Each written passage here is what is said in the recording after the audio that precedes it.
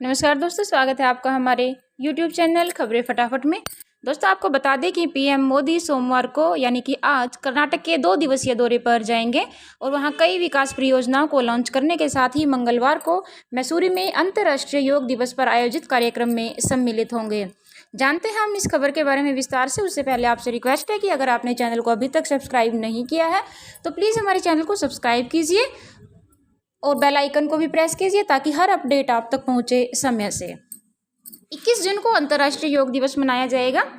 प्रधानमंत्री नरेंद्र मोदी ने ट्वीट करके लोगों से अच्छे स्वास्थ्य के लिए योग करने का आग्रह किया है।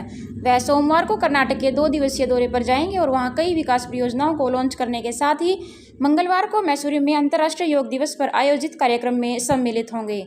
माना जा रहा है कि योग के लिए मोदी ने मैसूरू को ही इसलिए चुना ताकि अगले साल होने वाले कर्नाटक विधानसभा चुनाव से पहले राज्य सरकार और संगठन को वहां और ज्यादा मजबूती मिले। प्रधानमंत्री नरेंद्र मोदी सोमवार को कर्नाटक दौरे के पहले दिन बेंगलुरु में कई परियोजनाओं का उद्घाटन करेंगे।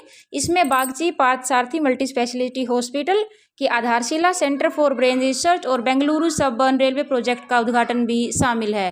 वह बेस यूनिवर्सिटी में नए परिसर का उद्घाटन करने के अलावा डॉक्टर बी.आर. अम्बेडकर की प्रतिमा का भी अनावरण करेंगे। वह 150 टेक्नोलॉजी हब भी राष्ट्र को समर्पित करेंगे। बेंगलुरु मैसूरी में फैली परियोजनाओं पर ध्यान केंद्रित करने का मकसद वहां के सबसे प्रभावी समुदाय वोक्कालिंगा को अपने पक्ष में करने का है। इस समुदाय के लोग आमतौर पर जनता दल एस का ही समर्थन करते हैं।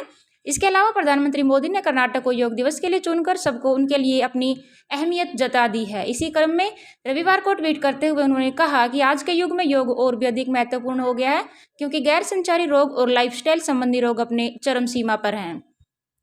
प्रधानमंत्री ने योग पर एक वीडियो भी साझा किया है और कहा है कि आसनों के अलावा योग में सांस लेने संबंधी कई व्यायाम होते हैं, इनसे स्वास्थ्य को अत्यधिक लाभ होता है। इस वीडियो में उसका विस्तृत ब्यौरा दिया गया है। योग का सौंदर्य उसकी सादगी में है, इसलिए आपको सिर्फ योगा मैट और थोड़ा खाली सा स्थान चाहिए। पिछले कुछ सालों में योग को पूरी दुनिया में अत्यधिक लोकप्रियता मिली है। प्रधानमंत्री कार्यालय के अनुसार योग दिवस को आज़ादी के अमृत महोत्सव से संबद्ध कर दिया गया है। इस अवसर पर बड़े पैमाने पर देश के 75 ऐतिहासिक स्मारकों पर पीएम मोदी समेत 75 केंद्रीय मंत्री योगाभ्यास करेंगे। 21 जून को अंतर्राष्ट्रीय योग दिवस पर विभिन्न शैक्षणिक, सामाजिक, राजनीतिक, सांस्कृतिक, धार्मिक, कॉरपोरेट और सिविल सोसाइटी के अन्य संगठनों के करोड़ों लोग योग के इन सत्रों में शामिल होंगे। मोदी का योग कार्यक्रम भी गार्जियन योग रिंग के अनूठे कार्यक्रम का हिस्सा है, जिसमें कि 79 देश और संयुक्त राष्ट्र की सभी संस्थाएं शामिल होगी। इसमें विभिन्न देशों में स्थित सभी भारतीय उच्चायोग भी शामिल होंगे। पीएमओ के मुताबिक पूरी दुनिया में पूर्व से पश्चिम की ओर सूर्य बढ़ता जाएगा, वैसे वैसे ही विभिन्न देश योग के कार्यक्रमों में शिरकत करेंगे। इस कार्यक्रम के तहत एक सूर्य एक पृथ्वी की अवधारणा पर बल दिया जाएगा। उल्लेखनीय है कि वर्ष 2015 से प्रधानमंत्री मोदी के सुझाव पर ही 21 जून को अंतर्राष्ट्रीय योग दिवस मनाया जा रहा है, जिसे संयुक्त राष्ट्र ने खुद ही घोषित किया है। चलिए अब हम बढ़ते हैं अपनी अगली खबर की तरफ। दोस्तों, आपको बता दें कि पूरे देश में लागू होगी ईएसआई योजना, खुलेंगे 3 और मेडिकल कॉलेज। जी हाँ, आपको बता दें कि चिकित्सा जगत में एक बहुत ही बड़ी खुशखबरी निकलकर सामने आ रही है।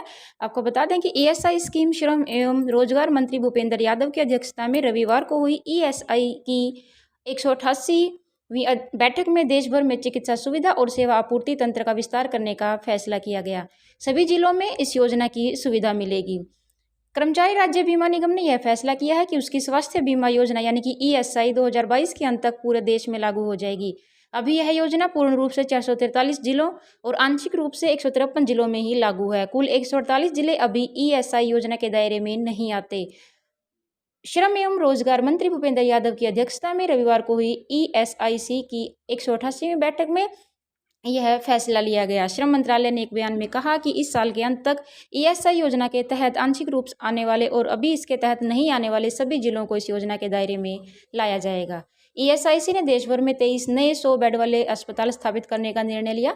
इनमें 6 अस्पताल महाराष्ट्र के पालघर, सतारा, पेन, जलगांव, चाकन और पनवेल, 4 अस्पताल हरियाणा के हिसार, सोनीपत, अंबाला और रोहतक में और 2 अस्पताल तमिलनाडु के चेंगलपट्टू और इरोड में, 2 अस्पताल उत्तर प्रदेश के मुरादाबाद और गोरखपुर में और 2 अस्पताल कर्नाटक के तुमकुरु और उडुपी में खोले जाएंगे।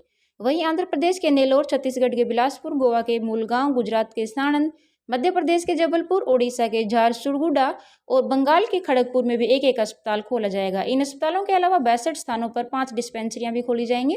इसके अलावा महाराष्ट्र में 48 डिस्पेंसरियाँ, दिल्ली में 12 डिस्पेंसरियाँ और हरियाणा में 2 डिस्पेंसरियाँ खोली जाएंगी। 3 मेडिकल कॉलेज खोलने की बात भी यहाँ पर की गई है। संथनगढ़, फरीदाबाद और चेन्नई में 3 ESIC मेडिकल कॉलेज और अस्पतालों में रेडिएशन ऑन्कोलॉजी और न्यूक्लियर मेडिसिन डिपार्टमेंट स्थापित किए जाएंगे। यह पहली बार होगा जब ESIC के स्वामित्व वाली सुविधाओं पर ऐसी सुविधाएं उपलब्ध कराई जाएंगी। इसके अलावा संथनगढ़, तेलंगाना और राजस्थान के अलवर में ESIC मेडिकल कॉलेज और अस्पतालों में 2 कैब लैब स्थापित किए जाएंगे। तो कुल मिलाकर हम यहाँ पर कह सकते हैं कि यह घोषणा पूरे मेडिकल जगत के लिए एक वरदान साबित होने वाली है।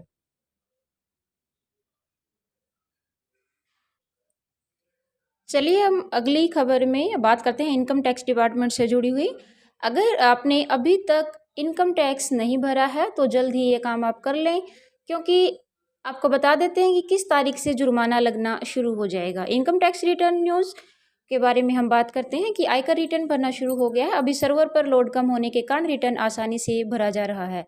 अभी तक जिन्होंने रिटर्न नहीं भरा है वे जल्दी ही दाखिल कर लें। 1 अगस्त से 10,000 रुपये जुर्माना देना पड़ सकता है। आयकर रिटर्न के बारे में कहा जा रहा है कि 1 अगस्त से रिटर्न दाखिल करने पर 10,000 रुपये का जुर्माना लगाया जा सकता है। वित्तीय वर्ष 2021-22 का रिटर्न 15 जून से भरना शुरू हो गया है। जिसकी आय सालाना 2.5 लाख से अधिक है उससे रिटर्न दाखिल करना होता है। हालांकि 5 लाख से अधिक आय होने पर ही आयकर देना होता है।